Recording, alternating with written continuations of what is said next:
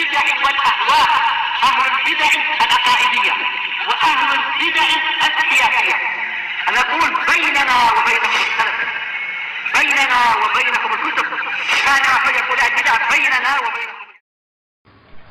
أشهد أن لا إله إلا الله وحده لا شريك له وأشهد أن محمدا عبده ورسوله صلى الله عليه وعلى آله وأصحابه ومن تبعهم بإحسان إلى يوم الدين. أما بعد. Ikhwani fillah rahimani wa rahimakumullah. Pada pertemuan yang lalu kita membaca peringatan dari Imam Ibn Abil Izz rahimahullah ta'ala seputar pembagian tauhid di kalangan orang-orang sufiyah, yang ternyata mereka membagi tauhid menjadi 3 juga, tapi pembagian yang batil. Nah, dan telah kita baca juga bahwasanya penetapan adanya tauhidul khassah dan khassatil khassah yang akhir dari semua itu menurut mereka adalah sampai pada tingkatan fana. Ini merupakan jalan yang akan mengantarkan kepada keyakinan ittihadiyah. Karena fana telah kita lewati di kalangan sufiyah ada 3 macam. Nah,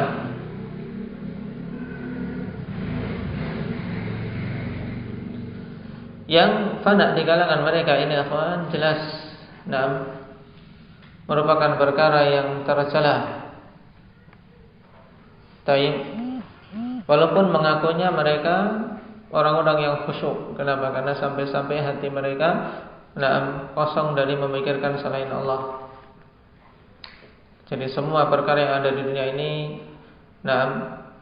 akhirnya mereka yakini adalah Allah, yang mereka saksikan itu Allah, dan seterusnya. Kalau kita bisa menyimpulkan dari penjelasan Imam Ibn Abil Izz, maka istilah fana as-sufi ini akhwani fillah, fana yang madmum, bukan yang syar'i berdasarkan 3 hal. Yang pertama apa? Li'annahu yufdi ilal ittihad. Kenapa? Akan mengakibatkan kepada keyakinan ittihadiyah. Nah, taib, sampai-sampai sebagian mereka di antaranya dihikayatkan dari Abi Yazid As-Sufi. Dia mengatakan, untuk mengatakan subhanallah, dia mengatakan subhani. Ya, subhani. Kenapa? Menyaksikan dirinya itu telah menyatu dengan Allah wal'iyadu billah. Sebagian mengatakan anal haq, dan seterusnya.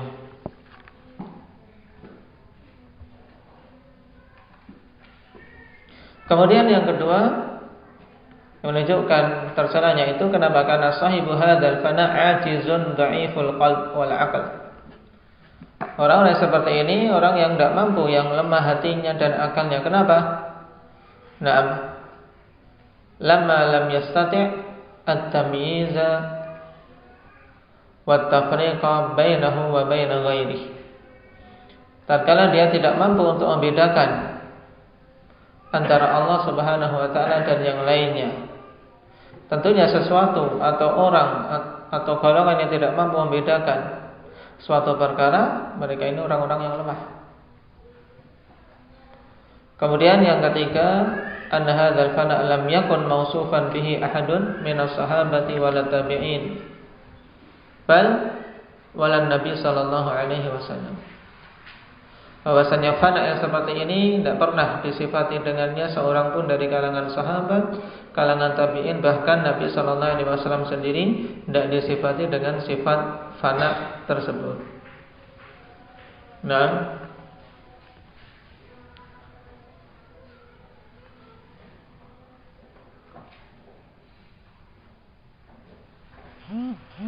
taib. Sekarang kita lanjutkan. Undur ila ma ansyada Syekhul Islam Abu Ismail Al-Ansari rahimahullah.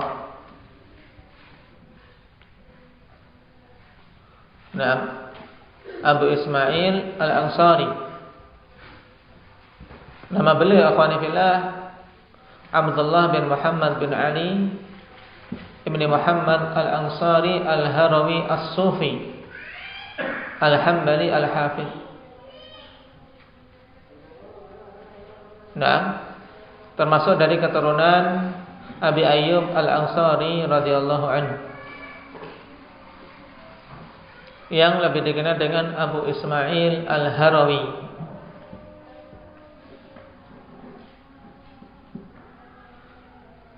Yang memiliki kitab masyhur ikhwani fillah yang kemudian disyarah oleh Imam Ibnul Qayyim rahimahullahu taala menjadi Madarijus Salikin.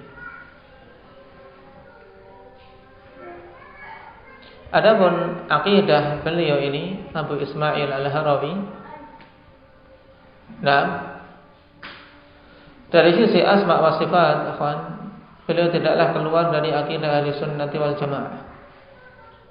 Berarti masih dalam lingkup akidah ahli sunnati wal jamaah. Ini Abu Ismail Al-Harawi.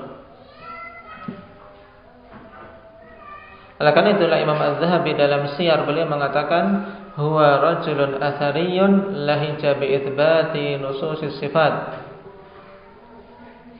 Seorang rajul athari, yaitu yang melandaskan pada athar, pada dalil, yang menetapkan nas-nas as-sifat, munafirun lil kalami wa ahlihi jiddan, sangat menjauh dari ahli kalam ya, dan dari ilmu kalam. Cuma alhamdulillah beliau tergelincir pada pembahasan iman terhadap takdir. Kenapa? Karena beliau mencocoki pada permasalahan qadar dengan pemikiran Jahmiyah.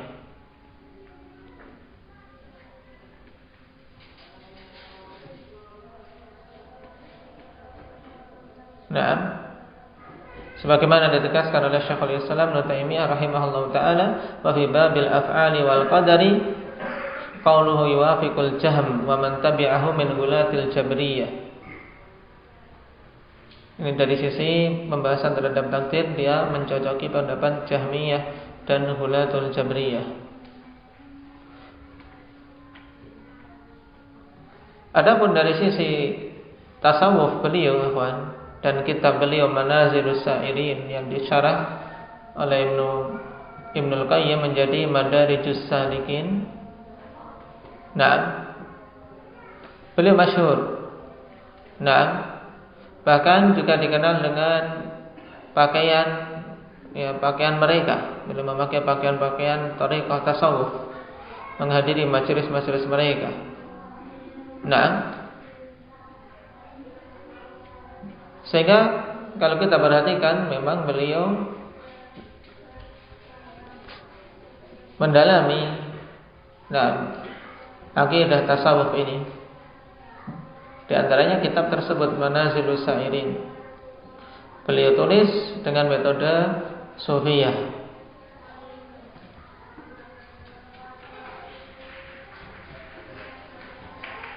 Nah,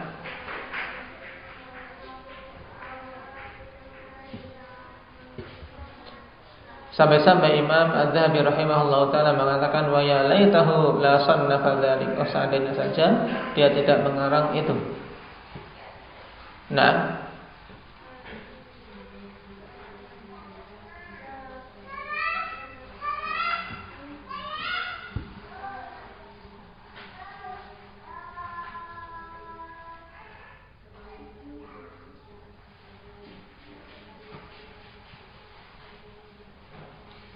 ini dari sisi keyakinan dan manhaj beliau.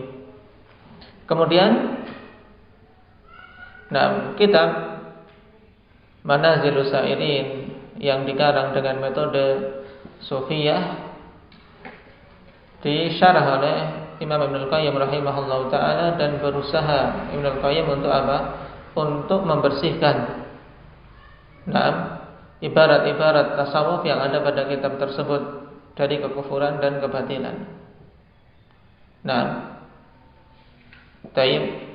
sehingga yang tadinya adalah suatu kitab yang diangan-angankan oleh Madhabi untuk tidak dikarang, tapi setelah disyarah dengan baik, diluruskan oleh Ibnul Qayyim, menjadi kitab yang sangat bagus, ikhwan. Madarijus Salikin.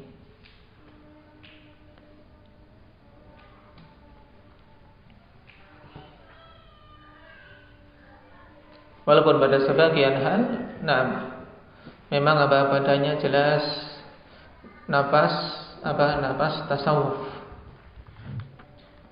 Nah, sekarang apa yang ditulis oleh Abu Ismail Al-Harawi di sini dalam bait syairnya? Dia mengatakan ma wahadal wahida min wahidi idh kullu man wahadahu jahidu.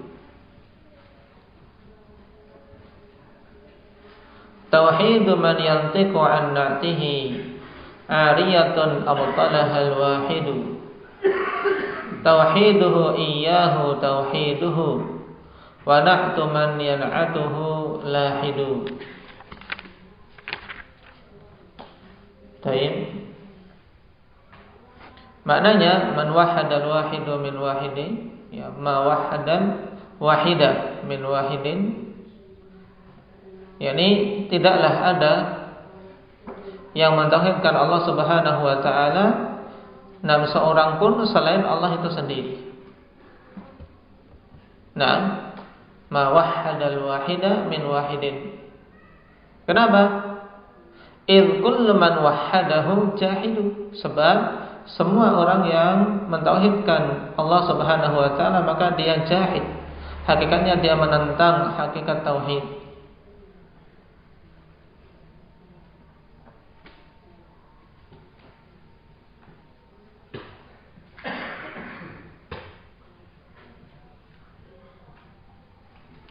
Kemudian tauhidu man yantiqu an na'tihi ariyatun abtalahal wahidu. Maksudnya yaitu tauhidun natiqina anhu ariyatan mardudah, yaitu tauhidnya orang-orang yang mengucapkannya itu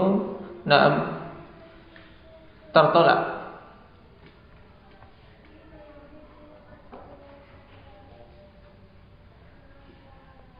Isyarat bahwasanya tauhid orang-orang itu hakikatnya bukan milik mereka sendiri, akan tetapi Allah Subhanahu wa taala lah yang meminjaminya menurut dia.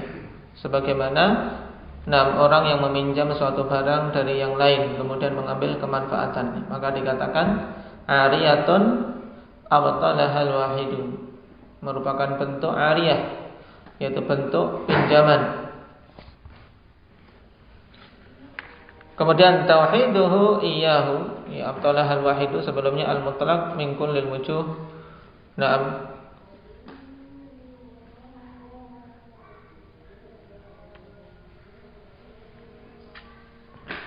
Kemudian tauhiduhu iyyahu tauhiduhu wa na'tu man yan'atuhu lahidu. Tauhiduhu iyyahu tauhidu.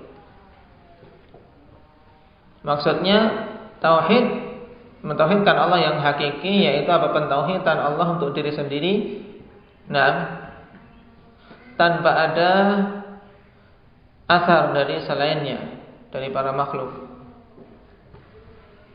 Dan menurut dia,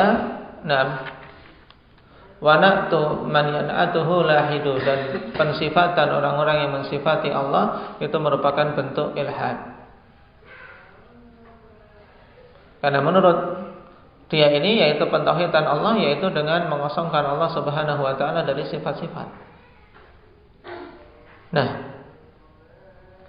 dari sini ikhwani fillah, secara sekilas pada bait tersebut padanya apa? Kebatilan. Padanya kebatilan. Makanya dikatakan oleh Imam Ibn Abil Is rahimahullah, wa in kana qailuhu rahimahullah lam yurid bihil ittihad, lakin dzakara lafdhan mujmalan muhtamilan jadzabahu bihi al-ittihadi ilaih. Walaupun orang yang mengatakan ini, yaitu Abu Ismail Al-Harawi, tidak menginginkan dengan bait itu ittihadiyah, keyakinan bersatunya Khaliq dan makhluk, akan tetapi penyebutan lafaz-lafaz yang mujmal, lafaz-lafaz yang global, yang memiliki kemungkinan banyak, bisa ditarik oleh orang-orang ittihadi kepada keyakinan tersebut. Nah, oleh karena itulah Syekhul Islam mengatakan dalam mengutip bait tersebut bahwasanya wa za'ama ta'ifatun minal ittihadiyah annahu la yujadu ahadun illallah. Sederetan orang-orang dari kalangan ittihadiyah menyangka bahwasanya tidak didapati satupun kecuali Allah. Berarti semuanya adalah Allah. Kemudian mereka membacakan syair tadi, ma wahadal wahida min wahidin id kullu man wahadahu jahidu wahadahu jahidu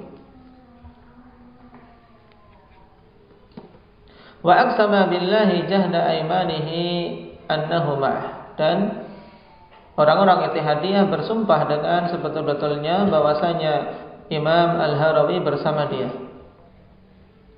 Walau salakal alfadha asy-syar'iyyah allati la ijmala fiha kana ahad. Dan seandainya saja dia menempuh lafaz-lafaz yang syar'i yang tidak ada ijmal, tidak ada lafaz global padanya, tentunya itu lebih berhak untuk digunakan, lebih bagus dan akan lebih jelas. Ma'anna al-ma'na alladhi hama hawlahu law kana matluban minna lanabbaha asy-syari' alaihi wa da'a an-nasa ilaihi wa bayyana. Bersama dengan itu bahwasanya makna yang dia berbicara seputarnya, seandainya itu memang dituntut dari kita, maka tentunya pembuat syariat akan memberikan tanbih dan menyeru manusia kepadanya serta menjelaskannya. Dan asy-syari' yang dimaksud di sini akhwan yaitu apa? Nah, Allah Subhanahu wa taala Al-Alim.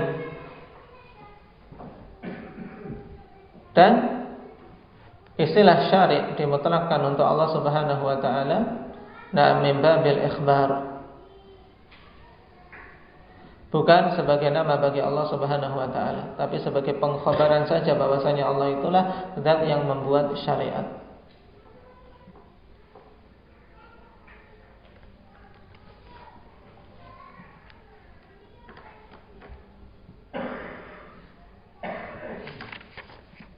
Dan Syekhul Islam sendiri afanifillah telah memberikan vonis hululiyah pada pembuat syair ini, cuman dibela oleh Ibnu Qayyim dan Az-Zahabi serta Ibnu Rajab. Mereka bawa kalam Harawi kepada tauhidul khassah. Menurut mereka, yaitu pada kondisi ada musyuhud masih wallah, bukan sampai derajat hululiyah. Kenapa? Karena Abu Ismail sendiri termasuk orang-orang yang menetapkan sifat-sifat Allah Subhanahu wa taala. Dia sendiri juga telah menetapkan sifat istiwa.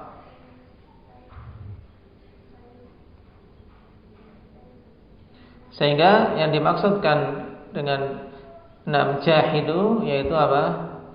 Fi syuhud, yaitu dari sisi apa yang dia saksikan. Jadi tingkatan kedua dalam tingkatan fana.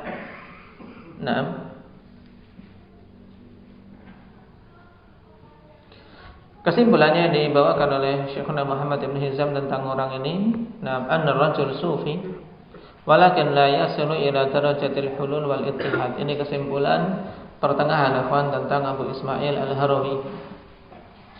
Dia seorang sufi tapi tidak sampai kepada derajat hululiyah. Dan cukup sufi sebagai suatu kebid'ahan.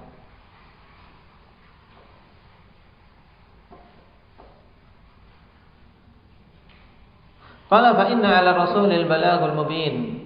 Fa inna 'ala rasulil balaghul mubin. Karena sungguhnya wajib atas Rasul untuk menyampaikan dengan penyampaian yang jelas. Maka seandainya itu hak dan itu dituntut, maka tentu Nabi akan menjelaskan. Fa aina qala Rasul hadza tauhidul 'ammah wa hadza tauhidul khassah wa hadza tauhidul khassatil khassah. Maka di mana Rasul mengatakan ini tauhidnya orang-orang umum, ini tauhidnya orang khusus, ini tauhidnya orang-orang yang khusus dari yang khusus. Nah, au ma yuqarribu min hadzal makna, atau ma yaqrubu min hadzal makna, yang dekat dengan makna ini. Au asyara ila hadhihi an-nuqula wal 'uqula hadirah, atau mengisyaratkan kepada penukilan ini dan pemahaman ini.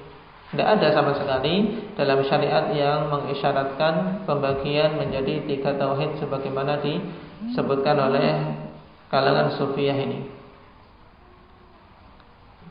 Qala fa hadha kalamullahi al-munazzal ala rasulih sallallahu alaihi wasallam wa hadhihi sunnatur rasul wa hadha kalamu khairil quruni ba'da rasul wa sadatil 'arifin min al-a'immah hal jaa dzikrul fana'i fiha wa hadha at-taqsim an ahadin minhum.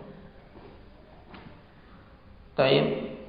Hal jaa dzikrul fana'i fiha wa hadha at-taqsimi an ahadin minhum? Tidak sama sekali, ya. Ini kalamullah yang diturunkan kepada Rasulnya, dan ini sunnah Rasul, serta ini kalam sebaik-baik generasi setelah Rasul, serta pimpinan para arifin, yaitu orang-orang yang betul-betul mengenal Allah dari kalangan para immah. Apakah datang penyebutan fana padanya dan pembagian tauhid menjadi 3 seperti ini dari salah seorang di antara mereka? Tidak ada. Wa inna ma hasala hadza min ziyadatil ghulu fid din, dan hanyalah terjadi yang seperti ini dari apa? Dari ghulu di dalam agama ini. Al-musyabbih li ghuluwil khawarij, yang menyerupai ghulunya orang-orang khawarij. Bal li ghuluwin nasara fi dinihim, bahkan menyerupai ghulunya orang-orang Nasara di dalam agama mereka. Faqad dzamma Allah Ta'ala al-ghuluwa fid dini wa naha anhu, dan sungguh Allah telah melarang ghulu di dalam agama ini. Telah mencela ghulu dan melarangnya. Qul ya ahlal kitab la taghlu fi dinikum ghairal haqq wa la tattabi'u ahwa'a qaumin qad dallu min qablu wa adallu katsira wa dallu an sawa'is sabil. Wahai ahlul kitab, jangan kalian ghulu pada agama kalian tanpa hak, dan jangan kalian mengikuti hawa-hawa nafsu kaum yang mereka telah sesat sebelum kalian dan menyesatkan orang banyak, dan mereka sesat dari jalan yang lurus. Larangan dari ghulu. Wa qala sallallahu alaihi wa ala alihi wasallam la tushaddidu fayushaddidallahu alaikum fa inna man kana qablakum shaddadu fashaddadallahu alaihim. Jangan kalian melampaui batas, yaitu apa? Bersikap ekstrim dalam beragama, sehingga Allah Subhanahu wa taala pun perberat atas kalian agama ini.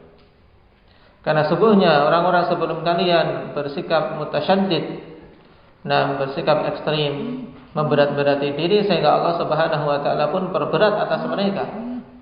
Fatilka baqayahum fis sawami'i wa diyarat rahbaniyah ibtada'uha ma katabnaha alaihim. Maka itu adalah sisa-sisa dari yang ada di dalam gereja-gereja atau tempat-tempat peribadatan mereka. Suatu rahbaniyah, yaitu keyakinan untuk seseorang menjadi pendeta yang meninggalkan menikah, meninggalkan makanan-makanan tertentu yang mereka ada-adakan. Tidaklah kami tetapkan yang demikian itu atas mereka, cuman mereka mengada-adakan sendiri, sehingga membuat aturan bahwasanya pendeta laki-laki maupun perempuan dilarang. Suster-suster menurut mereka dilarang untuk menikah. Ini rahbaniyah ibtada'uha. Dan la rahbaniyah fil Islam, tidak ada rahbaniyah di dalam Islam. Rawahu Abu Dawud. Dan hadis ini ya kawan, derajatnya hasan, walaupun pada sanadnya ada sedikit kedhaifan, tapi dengan beberapa penguat terangkat menjadi hasan sebagaimana disebutkan oleh Imam Al-Albani dalam As-Sahihah.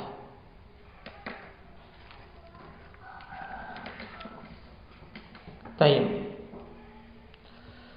Nah, ini pada kalimat pertama yang dibawakan oleh Imam Ibn Abil Izz rahimahullahu ta'ala tentang pembahasan tauhid, bahwasanya tauhid di sisi ahli sunnah terbagi menjadi 3. Dengan pembagian yang hak berdasarkan tatabbu' dan istiqra' ayat-ayat maupun hadis-hadis. Kemudian di sana ada yang membagi juga menjadi 3, tapi tidak dibangun di atas istiqra' yang benar. Tidak ada yang menunjukkan tentang hal tersebut dari Al-Quran maupun As-Sunnah. Itulah pembagian yang dibawakan oleh orang-orang ahli tasawuf. Juga diingat pada pembahasan ini tentang syarat atau tingkatan-tingkatan syahadah itu penting. Tingkatan-tingkatan dalam syahadat. Oke, mungkin itu dulu. Adapun pembahasan setelahnya kita ambil pada pertemuan yang akan datang insyaallah. Subhanakallahumma bihamdika asyhadu an la ilaha illa anta